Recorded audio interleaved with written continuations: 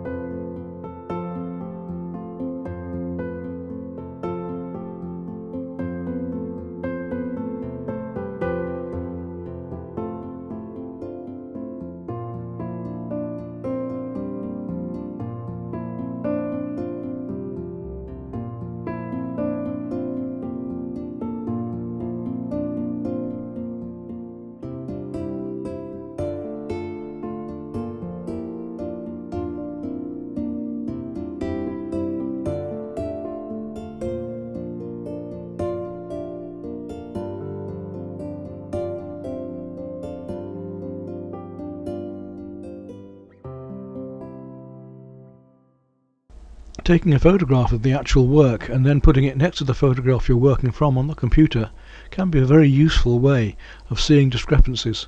Here you see the actual picture, and then just afterwards here I show you the actual picture when I've narrowed it down a bit, when I've squeezed it a bit, and you can see that actually I've got the face a little bit too wide. And of course the colours, we need to get the colours changed because it was painted in artificial light. So after this now I'm going to go on to making my adjustments and making my final work.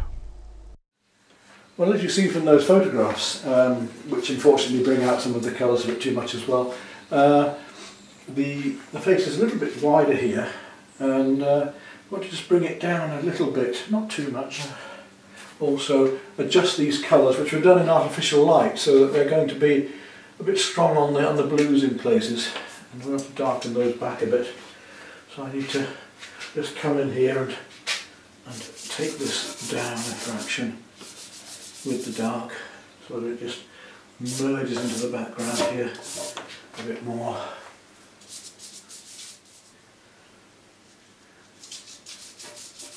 Where his shoulder starts to come there.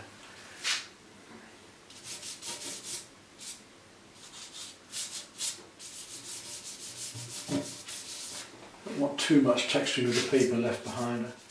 As I say, artificial light will make us paint blues more strongly to counteract the yellows you see, and this is what's happened here. Just bring these blues down a bit.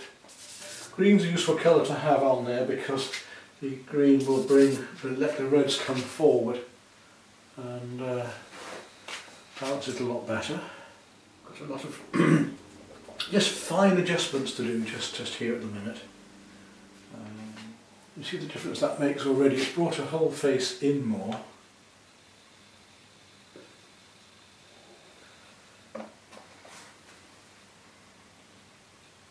And to play with these very light colours. Really trying to find these colours in here. I think that adjustments, it's worth, I know it's a bit of effort, but it's worth making these adjustments. Now that eye down a fraction. So that's help those glasses a bit. Take a touch of orange just into these glasses here, just to lose them a little bit. They're just a bit too stark there. Just be very careful that I don't work across to one side. I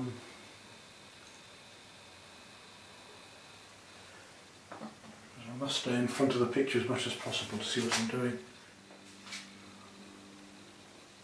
I don't think we're far out now. Now let's look at the colours again, because as I say, with the artificial light and now with the daylight now, we can see the colours a bit more clearly. I can see my blues a bit more clearly now. But a more finished piece. It's not quite so impressionist as my usual, perhaps. A little more photorealistic in some ways.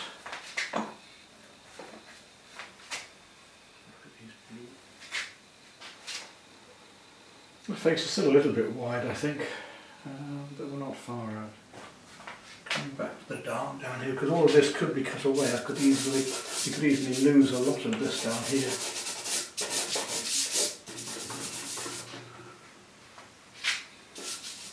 Paper's too long anyway down here.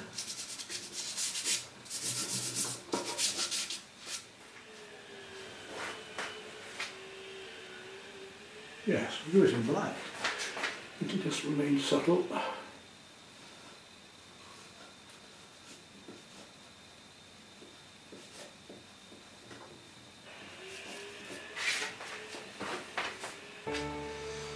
One last close look at it.